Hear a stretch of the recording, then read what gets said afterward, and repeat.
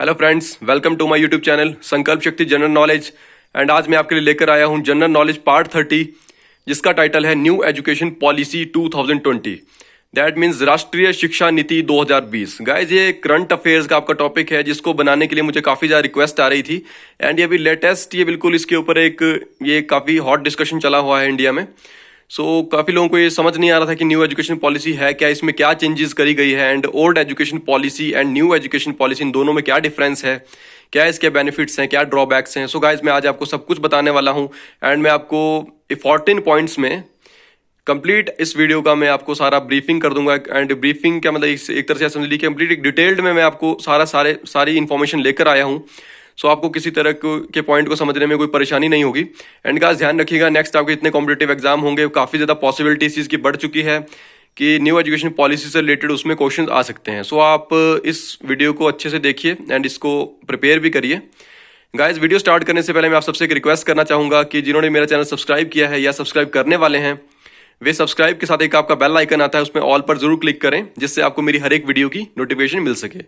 Guys, start करते हैं। आपका फर्स्ट पॉइंट आप देख सकते हैं, मैंने लिखा है कि फर्स्ट एजुकेशन पॉलिसी। गाइस, सबसे पहले मैं आपको एजुकेशन पॉलिसी के बारे में बताने जा रहा हूं कि इंडिया में कितनी एजुकेशन पॉलिसीज पहले आ चुकी हैं एंड ये कौन से नंबर की पॉलिसी है and everything about that. Guys, सबसे पहले आपका फर्स्ट एजुकेशन पॉलिसी। गाइस, जिसे मैंने आगे लिखा है 1968। That means first education policy India में सबसे पहले 1968 में आई थी, जिस समय इंडिया में इंदिरा गांधी जी की सरकार थी। Guys, second education policy, second point में आप देख सकते हैं, मैंने लिखा है 1986। दैट मीन 1986 में जब राजीव गांधी जी की सरकार थी तो सेकंड एजुकेशन पॉलिसी इंडिया में लाई गई थी। एंड गाइस, इसके साथ आप देख सकते हैं, मैंने मार्क करके नीचे लिखा है 1992 संशोधन। दैट मीन जब 1992 में पीवी नरसिम्हा राव जी की सरकार थी तो उन्होंने इस एजुकेशन पॉलिसी में, जो कि 1986 में बनाई गई थी, उसमें उन्होंने संशोधन किया था। एंड गाइस, थर्ड पॉइंट है आपका कि after 34 years third education policy 2020। That means अगर 1986 में आप 34 ऐड करें, 34 इयर्स के बाद 2020 में थर्ड एजुकेशन पॉलिसी बनाई गई है, जिसको बनाने के लिए 2017 से तैयारी चल रही थी एंड 2020 में गवर्नमेंट ने इसे हरी झंडी दे दी है। गाइस, चलते हैं नेक्स्ट पॉइंट की तरफ। ये है आपके कि इंपॉर्टेंट पॉइंट्स। गाइस, ध्यान रखिएगा, ये जो फोर्थ पॉइंट है, अगर आपने इसको समझ लिया तो आपको काफी ज्यादा वीडियो समझ में आ जाएगी। ये बहुत ज्यादा इंपॉर्टेंट है। गाइस, फोर्थ पॉइंट में मैंने लिखा है कि स्कूल्स में 10+2 finish now 5+3+3+4 new format. That means guys, आपको सबको पता है कि हम सभी 10+2 एजुकेशन सिस्टम से निकले हैं। एंड अब जो है ये एजुकेशन सिस्टम 10+2 का फिनिश हो चुका है, इंडिया से बिल्कुल खत्म हो चुका है। अब ये न्यू एजुकेशन फॉर्मेट आ चुका है, वो है आपका 5+3+3+4। गाइज, अब एक्चुअली ये है क्या 5+3+3+4 न्यू फॉर्मेट, इसके बारे में बताने के लिए मैंने 4 मार्कर्स का यूज किया। आप देख सकते हैं, red marker, black, green and blue.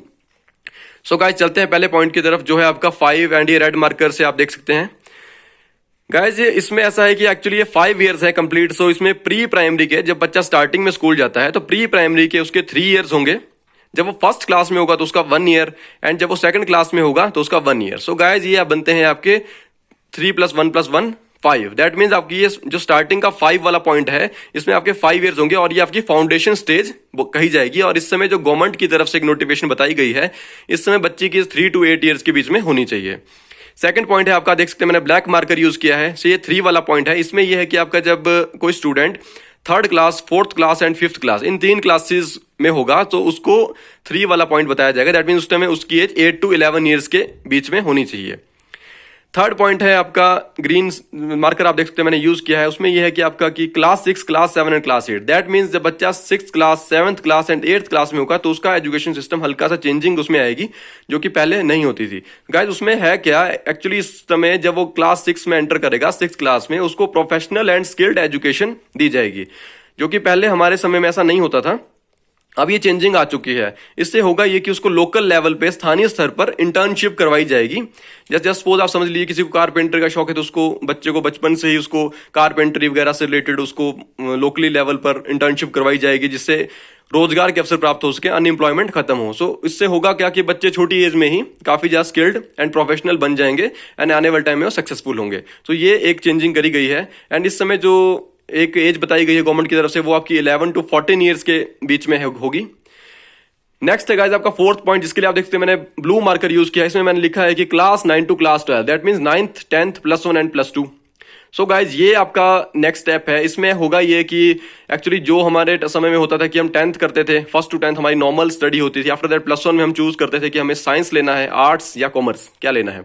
So guys ये चेंजिंग अब इनको 9th स्टैंडर्ड में ही स्टूडेंट्स को अवेलेबल हो जाएगी। एक्चुअली देखो आप साथ में देख सकते हैं, मैंने लिखा है कि students can choose science and mathematics. That mean जब वो 9th क्लास में एंटर करेंगे उस समय ही वे सब्जेक्ट्स को अपने लेवल पर चूज कर सकते हैं। एंड गाइज एक और चेंजिंग गवर्नमेंट की तरफ से की गई है, वो ये है कि जैसे पहले ऐसा होता था कि अगर कोई बायोलॉजी लेता है तो फिर वो और सब्जेक्ट्स नहीं रख सकता है, या अगर कोई मैथमेटिक्स रख रहा है तो वो और नहीं। अब भी एक्चुअली ये सिस्टम बिल्कुल स्टॉप कर दिया गया है।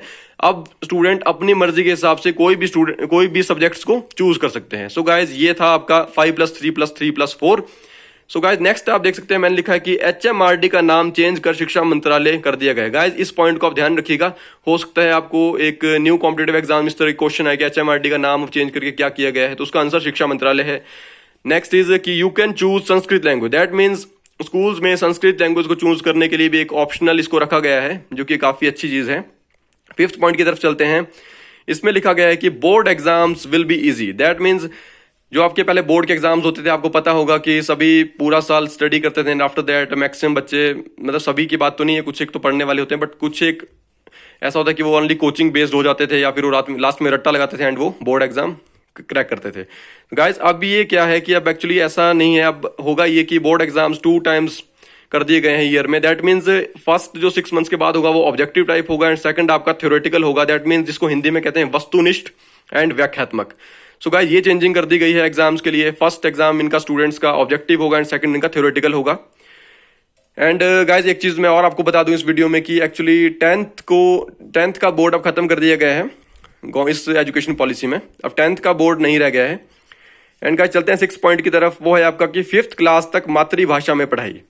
गाइज इसका मतलब ये है कि अब कंपलसरी कर दिया गया है कि जो भी स्टूडेंट्स 5th क्लास तक मिनिमम मतलब स्टडी के लिए उनको मतलब मातृभाषा में पढ़ाई करनी है, अब ये कंपलसरी हो गई है। एंड ये पॉसिबल ये भी है कि 8th क्लास तक इसे कंटिन्यू कराया जाए। सो गाइस चलते हैं नेक्स्ट पॉइंट की तरफ, वो है आपका 7th पॉइंट, जिसमें मैंने लिखा है कि 3 levels of performance report card. Guys आप सबको पता होगा कि हम सभी के भी स्कूल टाइम्स में रिपोर्ट कार्ड बनते थे। एंड हमारे रिपोर्ट कार्ड का सिस्टम ऑनली ये होता था कि टीचर्स स्कूल से रिपोर्ट कार्ड बना कर देते थे एंड हमें उसके बेस पर पता चलता था कि हम लोग कहाँ स्टैंड करते हैं। बट अब ये चेंजिंग कर दी गई है, इसके 3 लेवल्स बना दिए गए हैं, जिसमें आप देख सकते हैं मैंने 3 पॉइंट्स बताए हैं। जिसमें है पहला आपका कि own student. That mean student अपने आप को खुद को एनालाइज करेगा। Second is other students of class. That means class के जिसको सहपाठी कहते हैं, साथ पढ़ने वाले बच्चे, वो उस स्टूडेंट को एनालाइज करेंगे। थर्ड है आपका देयर टीचर। दैट मीन्स जो क्लास में उनको टीचर स्टडी करवाते हैं वो उनको एनालाइज करेंगे। इन तीनों के बेस पर जो रिपोर्ट परफॉर्मेंस बनाई जाएगी उसके बेस पर एक कंप्लीट रिपोर्ट कार्ड आएगा। नेक्स्ट है गाइज आपका 8th point, graduation 3 to 4 years degree multiple entry and exit system. Guys ये अगेन वेरी इंपॉर्टेंट है, ये अगर आपको इसको समझना होगा एंड आप सबके लिए बहुत ज्यादा इंपॉर्टेंट है। गाइज ये भी काफी बड़ी चेंजिंग कर दी गई है। अब आपको मैं बताने जा रहा हूं कि एक्चुअली इसका क्या फायदा हुआ है एंड कि ये क्या है।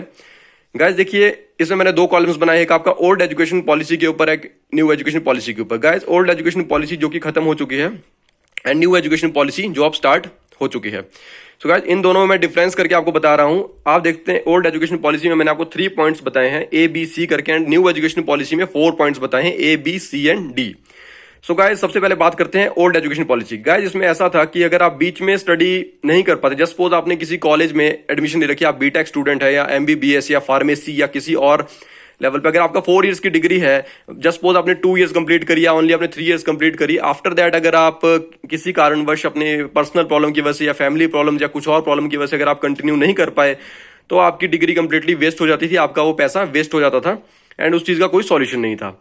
ना आपको कोई डिग्री दी जाती थी, ना कोई आपको डिप्लोमा दिया था। उसी के रिलेटेड मैंने लिखा गया है कि सेकंड B पॉइंट आप देखिए कि no degree no diploma. C पे लिखा है अगेन एडमिशन। दैट मीन्स आपको अगर दोबारा से वो डिग्री लेनी हो तो आपको फिर से एडमिशन लेनी पड़ती थी। मैं एक तरह से आपका कोई ऑप्शन नहीं था अगर आप बीच में स्किप करते हो।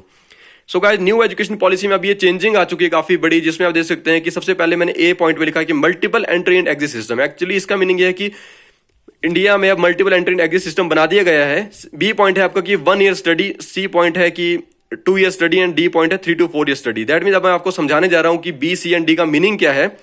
गाइस ऐसा है कि अगर आपकी जस्ट सपोज 4 इयर्स की डिग्री है एंड आप ओनली अगर 1 ईयर कंप्लीट करते हो कॉलेज में, आफ्टर दैट आप कंटिन्यू नहीं कर पाते हो तो आपको सर्टिफिकेट दे दिया जाएगा।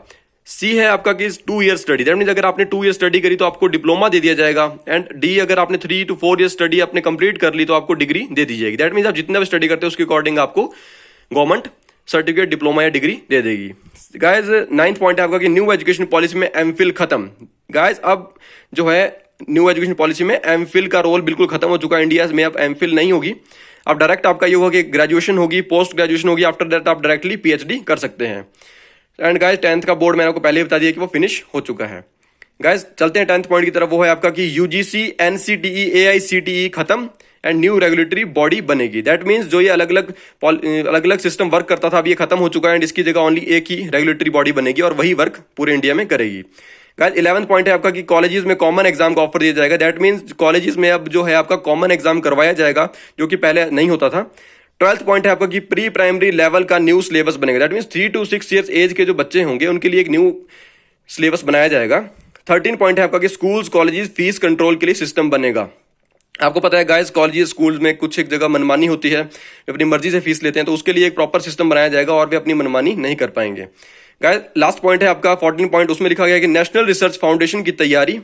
इसमें कुछ एक पॉइंट्स मैं आपको बता देता हूँ कि 2030 तक इंडिया के हर एक डिस्ट्रिक्ट में उच्च शिक्षण संस्थान बनाया जाएगा। सेकंड है आपका कि ऑनलाइन स्टडी पर जोर दिया जाएगा, वर्चुअल लैब्स बनाई जाएंगी, डिजिटली सब कुछ होगा एंड एग्रीकल्चर बेस्ड पर भी स्टडी होगी, आर्ट्स, म्यूजिक, स्पोर्ट्स, योगा, हर एक चीज पर ध्यान दिया जाएगा। एंड गाइस लास्ट है आपका कि आप देख सकते हैं, शायद आपको क्लियर ना दिख रहा हो, मैं बोलकर बता देता हूँ कि वो है कि फॉरेन यूनिवर्सिटी को भारत में कैंपस खोलने की अनुमति। दैट मीन्स विदेश की जो कोई भी यूनिवर्सिटी है वो इंडिया में कैंपस खोल सकती है इंडिया से परमिशन लेने के बाद। सो गाइज ये था मेरा कंटेंट आज का। अगर आपको वीडियो कैसी लगी आप मुझे जरूर बताइएगा। एंड गाइज अगर आपको वीडियो अच्छी लगी हो तो आप लाइक करें, शेयर करें, सब्सक्राइब करें। Thank you so much.